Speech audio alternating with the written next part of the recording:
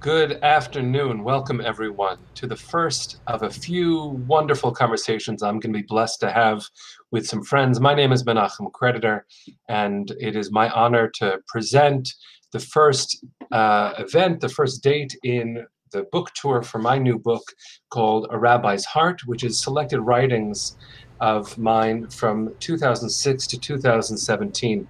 I've asked some thought leaders who are friends to be part of an exploration, not only of the book, but of the kind of responses a rabbi might have in the world when it comes to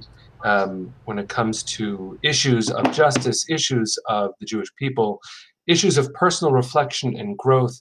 And no better friend could I bring into this first conversation than my dear friend, Rabbi Robyn Bodzin, who is one of the rabbis at Beth Tzedek in Toronto, where she also leads the Center for Spiritual Well-Being. She and I have such a history together, sharing sacred work, learning, humor, personal growth, and comforting each other.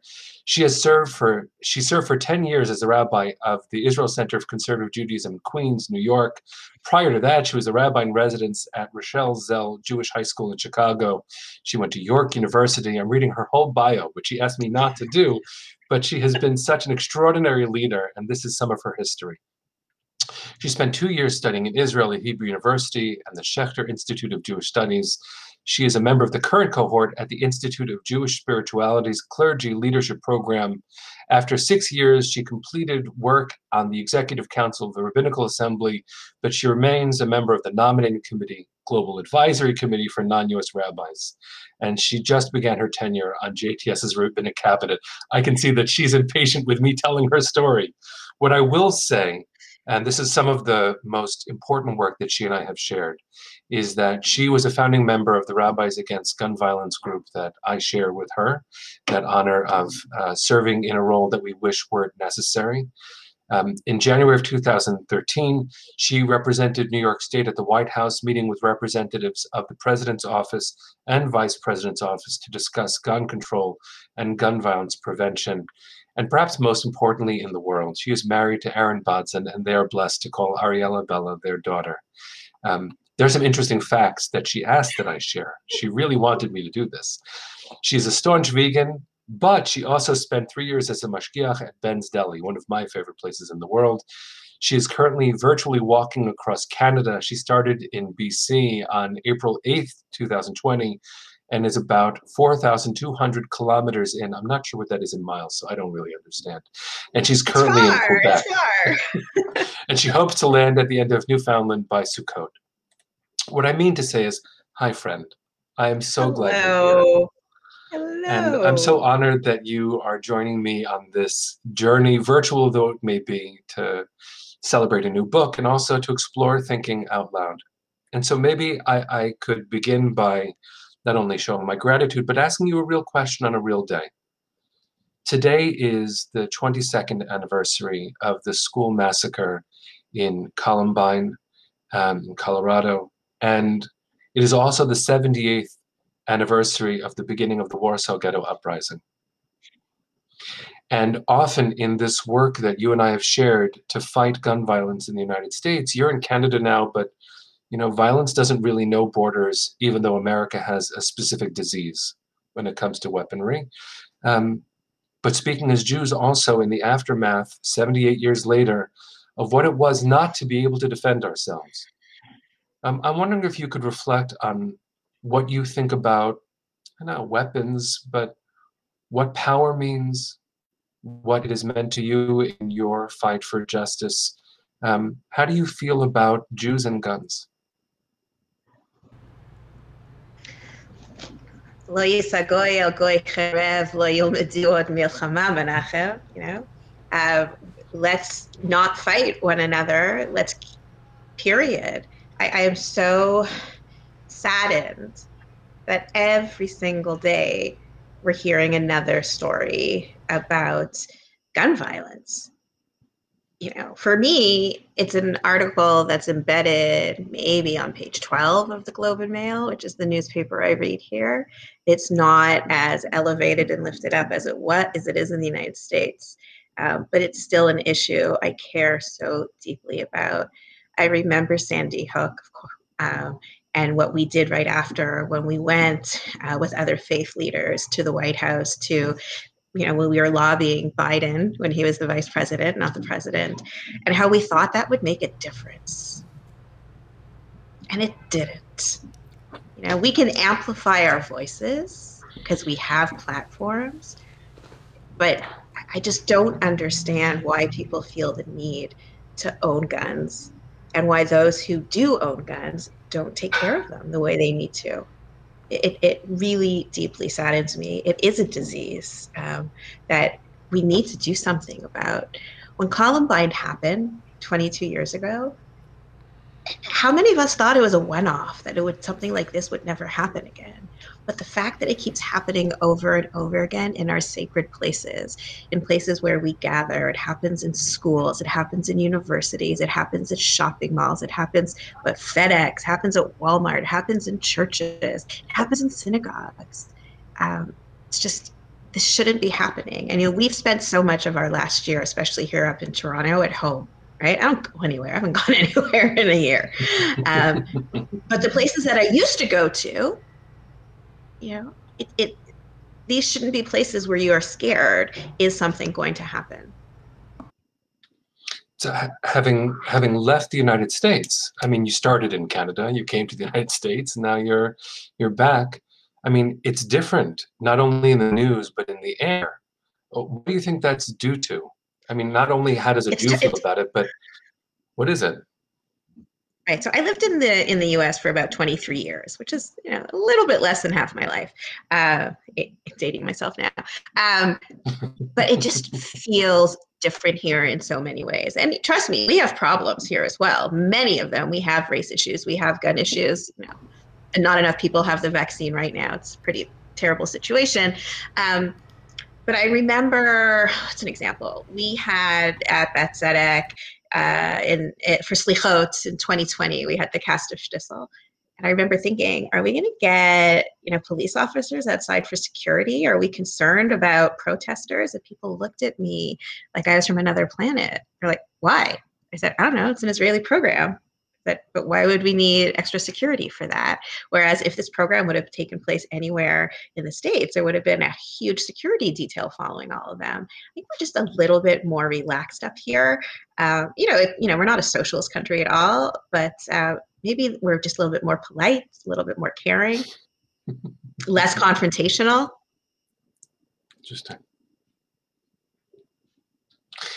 I appreciate it. I feel very both provincial in my worldview because I've been an American my whole life. I was in New York my whole life, and then I went to California for some time. And coming back, I mean, just an hour before we went on, the town where I used to go to high school, West Hempstead in New York, there was an attack just now. Just now, my husband's closest friend's wife teaches in that school, and I got a picture of the text. They thought there was a attack in a school, but it was really at the Shop and Stop right next door to it. Yeah, Shop and Stop. Yeah. No, I want to figure out, and they tell us that in order to understand any kind of treatment, you have to understand the disease. And in order to understand the disease, especially when it remains, I mean, it's not really invisible at all, but until we acknowledge that it's there, there's no way that will be part of the healing. So I take comfort in Rav Nachman of Braslav saying, if you believe that you can hurt things, believe you can make them better. So I guess there's a lot of evidence in the United States that we could make things better because we are awfully good at hurting. So we talk about this issue, just me and you, when we're not in a public sphere like this, all the time. Yeah. Or we'll send emails back and forth. This is something we both deeply, deeply care about. And even though I'm removed from it now, it doesn't mean that I don't care about it. It still breaks my heart every time, especially thinking who are the perpetrators and who are the victims. Yeah, I appreciate that a lot with you. It means a lot to be able to share this work with a colleague, with a friend, because doing it alone feels insurmountable. So I'm glad we start our conversation in a real place. I think it's very important. Why don't you tell me what's been on your heart besides the world? What is on your heart at the moment? really want to make this world better. Right? Lofty idea here. Where there's just so much brokenness. But I firmly believe that if we all reach out to each other in our brokenness, we'll be able to each become a little bit more whole. I'm really blessed right now that at Tzedek, we have a whole spiritual leadership team, lots of different clergy and other people, but my area really is spiritual well-being and people's neshamas. I'm on the phone a lot, sending emails a lot, and I work with a lot of wonderful small groups. I've spent the last year really dealing with death and bereavement and grief, and none of it has been my own. We started a bereavement group for people who suffered loss during COVID. It's been a year already, a year every other week. And I've been blessed to be able to lift people up. But these people are so broken because all of the rituals that they really expected, they've been robbed by them. And that's something really, really hard to move past, especially people who have lost more than one person during COVID. But their brokenness, it pieces them back together, knowing that they're not alone. Dear Evan Hansen, I was obsessed with that when it came out, just for the hashtag, you are not alone. If you're able to reach out to other people who are like you and in the same predicament, it strengthens you. And I've been seeing that over and over and over again. I've also been doing a group for caregivers. For months and months and months, people couldn't visit their loved ones in long-term care facilities in this city or in other places in the world because, our border is still closed. And that has been a really special group as well. And so that's on my mind. I want to help broken people become a little bit more whole and maybe thrive one day, if not now, but know that they can get there. And you were only there for a few months before everything locked down. I can only imagine what it is to build relationships when you can't be physically present. I've thought about that with colleagues who have begun positions even during the pandemic. What's that like? I mean, I understand. Thank God for the technology that allows you and me to be in conversation now, that allows for visits immediately, accessibility immediately. But how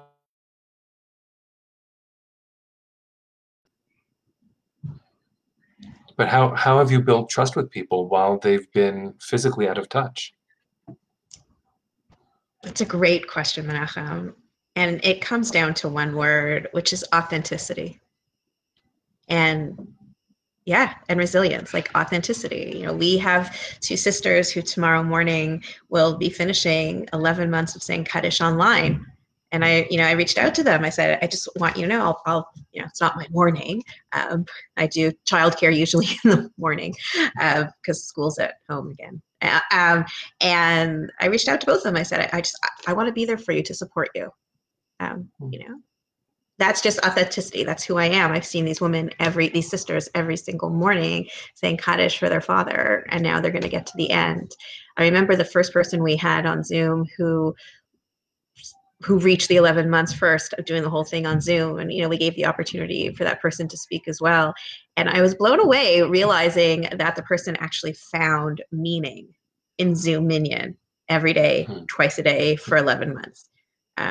Maybe it's because they're not doing the tech like I am as well, or thinking like, is my Dvar Torah good, or do I have to call the right page? Maybe they're just there in the zone and it means something, or hearing it, because I'm not saying Mourner's Kaddish for a person. I say it for the Kehillah, for those that we need to. That could be what it's all about. I don't know. But I am really surprised. We, fortunately at Tzedek, we have unbelievable lay people and unbelievable professional staff and spiritual leadership staff. And we're just doing everything we can to reach people. But it's the authenticity. Like, this is who they're going to see at Minyan tonight. This is who everyone is seeing now. They say my smiling helps a little bit too. I don't know. I think smiling in general goes a long way to helping people. It's powerful for me to think about the word authenticity, given this Zoom world that we're in. I mean, I'm looking at my own background on the screen right now, and this is actually my living room. And though you have a much nicer background, you've got your books, you've got photos of your family, there's a way that we've let the world into our space in a way that we never have before. And when we broadcast our davening, which is something I'm sure new for you, it's definitely been new for me, we are in their private space. And I'm sort of wondering what we've learned from that we should consider changing as we move forward. Meaning, someone said to me, how are we going to get them all back to shul? Right? Mm-hmm. And Mm-hmm. and I don't think we're going to get all of our people back to shul in a sanctuary, because there's a lot of bravery involved in going back into public space when we'll be at that point, which we're not at yet.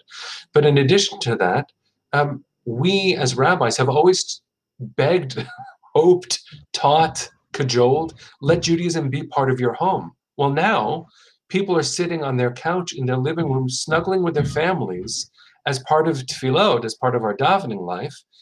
And isn't that where we want them to be, feeling their Yiddishkeit so deeply? So I'm wondering, like, what changes with all the exceptions that we've made starting now? What changes in the way that we have expectations of our people, or even how we program? In a positive way, what changes now? So I'm asking you, because I'm not in the pulpit anymore. What's the real lived experience? What's the dream? No, so I am in the pulpit, and I hope to stay a Tzedek in the pulpit until I'm 120. But while family is important, and what you have going on in your home is important, and your art and your mezuzot and your books are important, we also have this idea of don't separate yourself from the community. I spoke about this on Shabbat morning, actually, off of a drush that you wrote in your book. How about that? For Tazria Vitzora, I use that as a launch pad. We're suffering from touch deprivation as a society. We are totally suffering from that, even if it's just the handshake on Shabbat morning, or the pat on the back, or taking your siddur and kissing the Torah as it goes around. We are depriving ourselves from that right now because we can't be together. I think people want to come back. And there's going to be a few people, everyone's personality is different, who will not want to come back. Maybe they're immunocompromised in a different way. And that's okay. I don't think whenever you bounce back, you never bounce back to where you were. There's always going to be a little bit with that. The same with a rubber band. But I think more and more people will come back than won't. And it's fascinating that davening from home. We do Zoom during weekdays and live stream on Shabbat and holidays. I lead daily minyan, especially in the mornings, from my kitchen. So I have a backdrop on. No one needs to see that. I have a 6-year-old. We're all at home all day long for the most part. No one needs to see what that looks like all the time. But I also made a very, very strong promise to myself that I have kept all except once, is that I do not take Zoom meetings from my bedroom. I just don't need to. There's no need for that. I'll make it work. I'll put up a backdrop if it's, or I'll put earphones in. I mean, my daughter has gym right now. You might have just heard her screaming. I kicked her out from our big open concept room, which is the big loser of COVID, by the way, open concept homes. Yeah. It's hard. I have a question for you, Menachem. Can I ask you a question? Yeah. Oh, sure. Why now? Why did you edit and review all of your writings, or so many of them now? Why was this the moment to amplify your voice and your messages and your Torah? What an interesting question. I mean, we've known each other such a long time. I think you could probably answer it, knowing me as you do, but I can't not. I think that's what it comes down to. On the one hand, there's opportunity, right? This weird, expansive time that we are in. On the one hand, I've never been busier teaching my groups. Serving as scholar in residence for UJ Federation in New York has me hopping. So I'm constantly teaching, but I also find myself with these downtimes, and I've been reviewing, as so many of us have, my life. Here we are sitting at home so often thinking about how we've constructed it, how we got here. And, these are really significant years represented in this book. From 2006 to 2017, I wrote a lot. And there were things happening in my life that are not happening now. So for instance, the war in Gaza in 2014,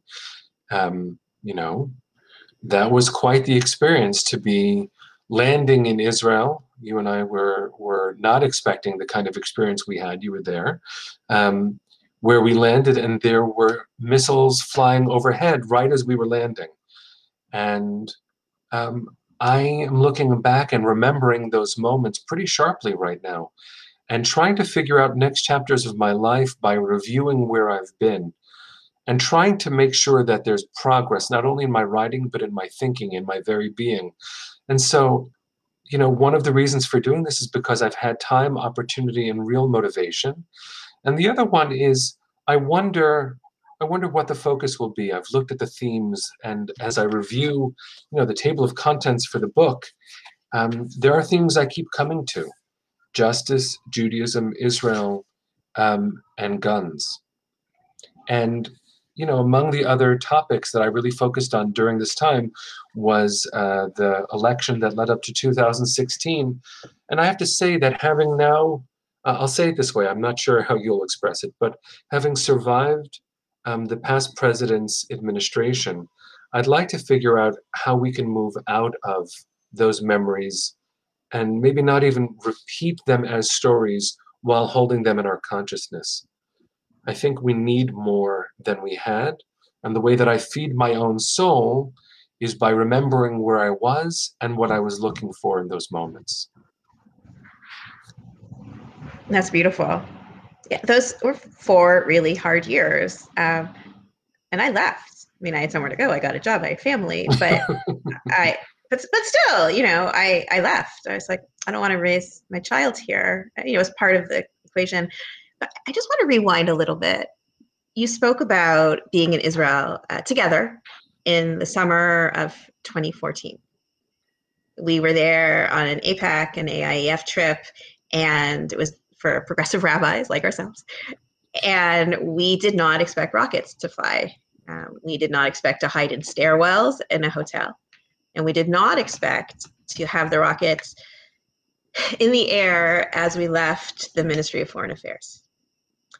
Later that night, we went to shul together. You know, we're pulpit rabbis, and we still went to shul in Israel. And we went to shul in Baka at Rabbi Tamar Applebaum's shul called, name escapes me, but we'll get to it in a minute. Sion. Thank you, Sion. And you and I and another colleague of ours, we just cried through shul. Yeah. In fact, I'm like welling up remembering that. I've been to Sion 3 times, and each time I return to that moment. You know, Rabbi Tamar, she, at the end, the community took a talit and blessed all of the children that were there. And I was pregnant at the time. The furthest along I had been, I'd had a history of miscarriages. I'm very public about my infertility journey that led to that. And to be at that place, at that moment, knowing that there were rockets flying in our favorite place, where we'd been to Israel together on more than one occasion, but it was just the emotional day to be there as leaders of our community. And then just to be able to daven the classic words of Kabbalat Shabbat, the Psalms, the timeless words, and just to feel, to know that there was something growing in my stomach that not even the rockets and the war and the hate and the terror could take away. It was probably one of the most emotional, powerful experiences I've ever had. And you were there, my friend. So I thank you for being there. We needed to hold each other up. It was that challenging for all of us that day. It was. It was an honor to be there with you and to let it out myself for my own stuff. There were many, many gifts in the air to, you know, allow the air to hold blessing too. And I remember standing there with Tamar Applebaum as our rabbi all of a sudden. For those who might be viewing, who haven't experienced the grandeur of Tamar's incredible teaching and leadership, there was something so graceful about her. And it was a shock for me because as rabbis, especially I was a pulpit rabbi at the time, for you and me and our other colleague to be able to sit there and let someone else be our rabbi was an extraordinary experience. To have someone else hold us when we have really been every day, every moment, not just on Shabbat, holding other people, space for our own grief and the shock. You mentioned it, but as we left the foreign ministry just the day before, maybe was it that day? I think it was that I think, day. gosh. And we looked up, I mean, you know the story, but to share just in some of its vivid detail, while we were meeting with dignitaries and nonprofit leaders in the foreign ministry, a red alert goes off, and we go into the miklat, into the bomb shelter as a just in case. And then finally we get the go ahead and we walk back to our bus, and it suddenly occurs to us as we're walking that our bus driver Get had up. nowhere to go, and right above us, as we realize that, a bomb goes off, Yeah. intercepted by Iron Dome. And so the realization of all of this was swirling in us, and to have a rabbi who was so capable of holding us during that time. So I felt very gifted to be near you in my most vulnerable moment, as I've been many times in my life near you. I really appreciate having you as my rabbi too. And for us both to be held by such an exquisite soul as Tamar. So maybe we're doing, this is a long-winded commercial for everyone who goes to Israel to visit Sion and to Absolutely. experience a wonderful rabbi who touched our lives. Right. And then it was either 1 year or 2 years later, you and I were at the APAC policy conference in DC, and the Iron Dome was there. Yeah. And we went to see it together because we're nuts. But it really helped with a lot of my PTSD from that day, to actually just go and see it as a celebrated tool, and all these people who celebrate Israel. Well, it's interesting that you say it as a celebrated tool, right? Because this is full circle.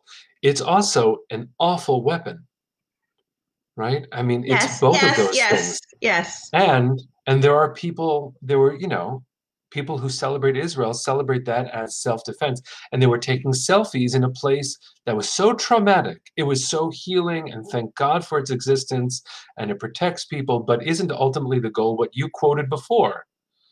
Lo yilmadu od milchama. I don't want to study war. Don't I want to find study myself war no more.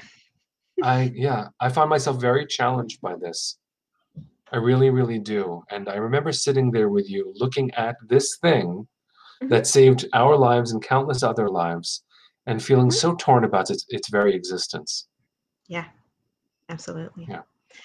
So we've both mentioned a couple of times that we've known each other a long while. I think we met in Miami, right? Yeah, a long time ago. But so we are both closer to 50 now than we are to 40. Thank you. Right? I know we don't look it, or we try hard not to. It's always good to age. It's always good. So tell me, what's that like for you, knowing I'm asking you the question, knowing that you're close to that half a century mark? What's different for you now than when you were like 41 or 42? Aside the fact that you have, neshama in your life who I adore, and I've known even longer than you. Well, if that's my only answer, Dayenu, right? I am gifted at this moment in my life more than I could have asked. And I actually haven't thought about this at all. You're the first person to ask me about aging. And, thank God you and I are in beautiful moments of our life, in our careers, with our families. So I guess the best I can do is think out loud. I don't have anything I've written about this or any preconceived thoughts. I'll say this. I like being my age.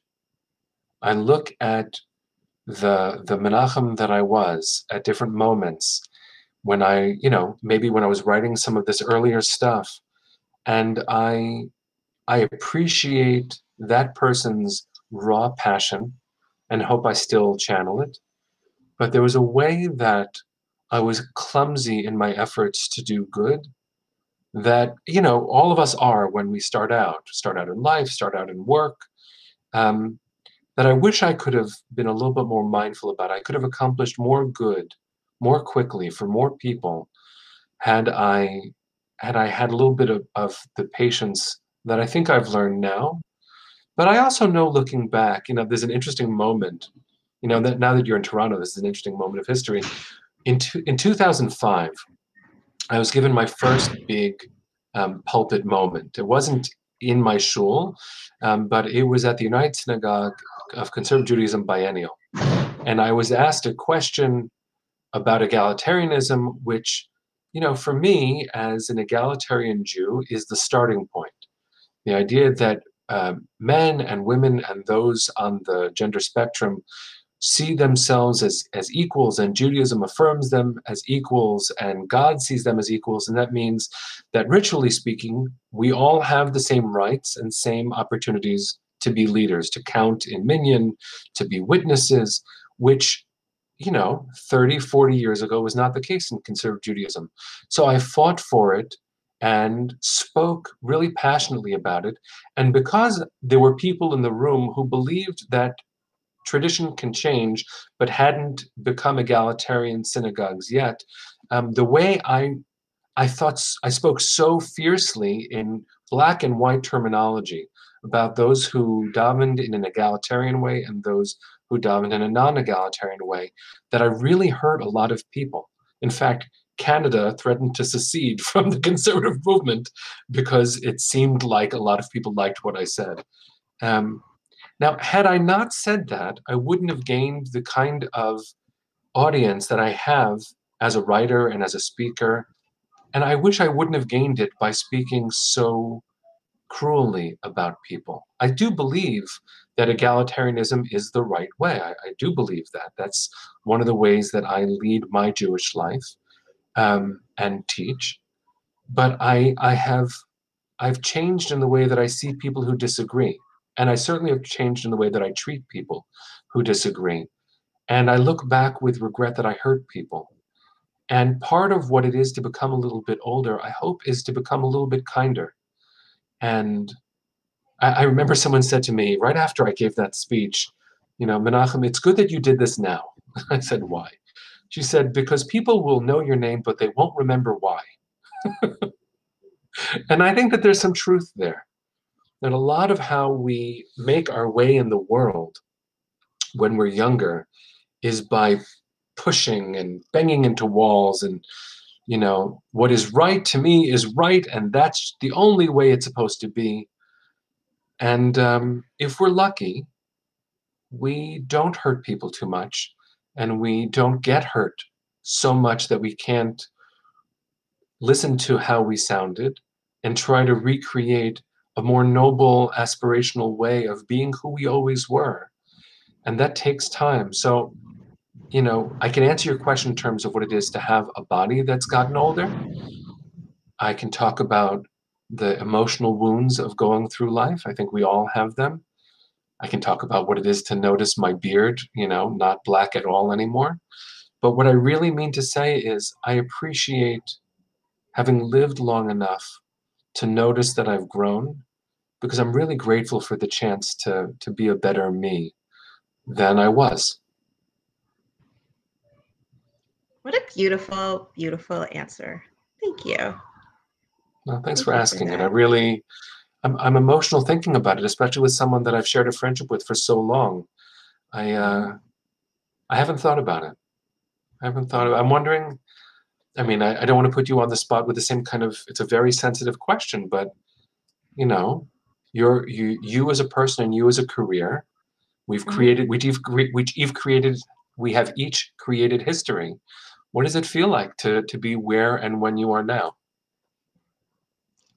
In so many ways, I feel like I'm the luckiest rabbi on the planet. Professionally, we'll start there. I work at an amazing, amazing synagogue. And the other rabbi, Steve Wernick, and I are just unbelievable partners and teammates. And, that alone, as we said, Dayenu. So professionally, it's great. I just get to be a rabbi and pastor to people and teach Torah. That's all I do. It's pretty fortunate. I do the stuff that I love that enables me to reach new heights and try new things. But we mentioned I live in Toronto now, which is where all my family is, and I've done Tzimtzum. my life used to be me, and then it was me and my husband, and then it was me and my husband and my daughter and the community. And now I make space for my parents in my life, and cousins, and aunts and uncles. And I was the family rabbi who officiated just last week at the funeral for my great uncle and his wife, my great aunt, just in January. Actually, this is someone who watches you on my Jewish Learning. I'll give him a shout out to my cousin Howie Sandler. Then he comes to Betzedek from Ottawa too. But just to be in this place where I can fully be part of a family as well, and know that the shul gets that I'm part of a large family here, it's really, really wonderful. This last year has made me think what's important. Clearly, manicures are not anymore. But I read and I exercise every day, and pretty much every single day I engage in an hour and a half, maybe participate's the right word, in self-care. I don't let that one go. I might skip something else during the day, but self-care is so important to me. And I'm blessed that my husband gives me the time to do that as well, because he's the full-time on-site parent during the day. But this walking thing that, you're kind of giggling about at the beginning, it's so important for me. Apparently it's going to be cold and snowy tomorrow, but I walked through the winter in December, January, and February. I guess I'm going to do it again tomorrow outside as well. I invested in all the right things that were needed. And if I don't do that, I'll do other extremely, like facials or something at home. But that time for me, because what we do during the day is so hard. I've been reading and thinking a lot about burnout lately.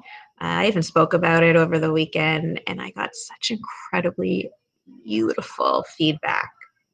And I even admit it. I get there sometimes too. And when I do, I turn off.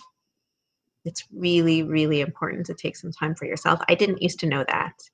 Most of my favorite things I can't do right now. I haven't been on an airplane in over a year. I haven't been to Israel in, a year and a half. I haven't even been to New York in so long. I love, I think my entire life, almost since maybe I was like 15 years old, I always found a way to get somewhere warm in the winter for a week and a half. I haven't done that. I don't go, still good at online shopping. But, those opportunities, they're not there. So any vegan or kosher restaurant that's not all flesh in Toronto has been inside my home. For a good 8 months, we decided that Friday night was takeout night. So we would get challah, we'd have wine, and then Shabbat dinner we didn't make because everything else we were. And that was really beautiful. So we didn't have that extra stress, which might sound opposite of what most people do, but we were together at the table. I don't think I've ever told you this. So my family, we have a minhag on Friday nights that after we light candles, if we're all in good moods, we grab each other's hands and we dance around the room and we sing Olam Chesed Yibaneh. And that is my family minhag. Oh, that's so sweet. It is true. That's why I wrote it. For my family, for Friday nights, to dance around after candle lighting.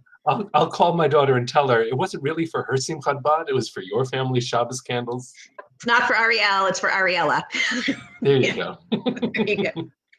Until she got a little bit older. Let me ask you another question. How do you feel about the book? How do you feel about it? Again, you're asking me questions people typically don't ask. Wow. Let me say this. On the visual, because there is that visual level, the tactile level of holding the book. So I drew the artwork for the cover, which I've never been brave enough to do before. I've always used someone else's artwork or imagery. And in fact, included in this book are 3 smaller volumes where each of my three biological children of my 5 children each drew the cover. And so I feel like there's a completion aspect to here where I have the 3 of them and their tender hearts, in my hands while I hold it. I look at the cover and I'm proud that I was brave, that I let some art out. The Jewish Studio Project in Berkeley ran a beautiful spiritual direction group and they invited me to be a part, and this was my expression, and I just felt very attached to it. But I'll tell you, in a really vulnerable way, I read what I wrote and how much I wrote. Mm-hmm. And let me tell it in a slightly funny way. So I love Will and Grace, the original series. The new one, the Okay. reboot was all right, but the original that's amazing. And in it, for those who don't know the characters, Jack is he's just a crazy guy. He's amazing, I and listened to he's him on Smart List to Sean Hayes. That's one part of oh my yeah, that's part of my self-care, listening to podcasts when I walk that don't actually impact my life, except it always does. I always find something beautiful right. that one of them has said. I love that. I love Sorry, that. Will and Grace. So Jack is writing a book. He's writing a novel. It's this torrid, steamy romance. And he's writing it because he wants to be in a relationship. And he had been dating someone, but they broke up. And in his anguish, he starts writing this book. His friend Karen loves the book. But then Jack gets together with his boyfriend again and stops writing the book because he's not torn up inside. He has what he was writing about. And Karen is devastated that the book stops. So she sabotages Jack's relationship, and then Jack finishes the book. And it's a funny plot, but there is something about where creative energy comes from. Yeah. It can come from deep inspiration and it can come from deep pain. Yeah. And, really, friend to friend, whoever's watching, this is something that is important for us all to be able to share as we grow and as we teach. There were a lot of moments where I was in a lot of pain as a person, both because of things happening out in the world and things that were happening inside my own, my own self, my own heart. Sure. And I poured all of my stuff, in Hebrew, my agamat nefesh, my soul anguish, through the writing. It might not have been explicit, but I know where I was during certain pieces of my writing. And I hold this book, and I'm, on the one hand, very proud that I was able to let it out. That was an element of self-care for me along the way. Writing is an expression of praying for me. And it's also, I feel like I hold this book and I survived all that. I made it. So I hold this book and I say, I'm here. I made it. And I didn't know that when I was putting it together. I certainly didn't know it while I was writing each individual piece. So on the one hand, yeah, I'm proud that I'm a writer, and I'm proud that people pay attention. But I'm really, my inner child is just really pleased that I'm alive and Right. that I get to hold this testimony. And one day maybe my children will read it. They might not know everything about what was happening in me at that moment, but they can know that I was a real person with real feelings who went through the world and tried to express how it felt. And that's why I chose the title, A Rabbi's Heart. I really feel like I'm holding my own heart when I hold this book. That's so beautiful. Wow, what a Thanks. stunning answer. You should do a few more of these, We'll see what other questions people ask you. I just had one other question to ask you. We're Yeah. both called Jewish leaders. Yeah. What does it mean for you to be a leader? And what does it mean for you to be a Jewish leader? It's a three-parter. Oh my gosh. And what does it mean for you to be a Jewish leader in New York City? A leader, a Jewish leader, and a Jewish leader in New York City. Those are great questions. Again, the question you asked me about aging is the one that frames for me my thinking around this. On the one hand, I think I would have craved the title back in the day, and I don't crave it anymore. I appreciate it. I am proud of it, and I aspire to be worthy of it. To be a leader, and I'm using some Howard Gardner language here, to be a leader is to influence something and someone else. So there are good leaders and bad leaders, but good leadership doesn't necessarily mean moral leadership. To be a leader is to have influence in someone else's life. And as Abraham Joshua Heschel said, no action is neutral. So everyone Right. has aspects of leadership, even if we don't acknowledge them. To be a recognized leader is to have a more high-profile version of what it is to be alive. So what does it mean? It means I should be mindful about the way that I conduct myself, how I speak, when I speak publicly as Rabbi Menachem Creditor, I am much more ready to be my best self. And when I take that title off, which, we really can't ever do, and I turn off the screen and I turn off the camera and I'm not at a meeting, it means that I'm also a leader with my children, with my wife, with myself, and being my best self is something I should never not aspire to be. So leader ends up sometimes being an excuse for bad behavior at home. We see this so often in the news. And I think it's important, speaking personally, that I conduct myself, you said this word, authentically. I have to be the same me out there that I am when nobody's watching. And speaking religiously, that gets to the Jewish part, because God's always watching. And anything that I would be ashamed of, I should be ashamed of anywhere.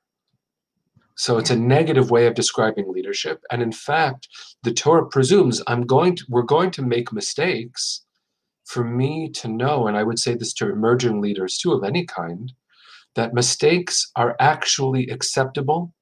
Owning them is why. Owning them and growing through them and modeling both vulnerability and fallibility and accountability and humor, laughing at myself. I remember davening once when I first got to Berkeley. I was davening and I tripped over a word. It was like I wanted to impress everybody. I tripped over a word and I laughed at myself.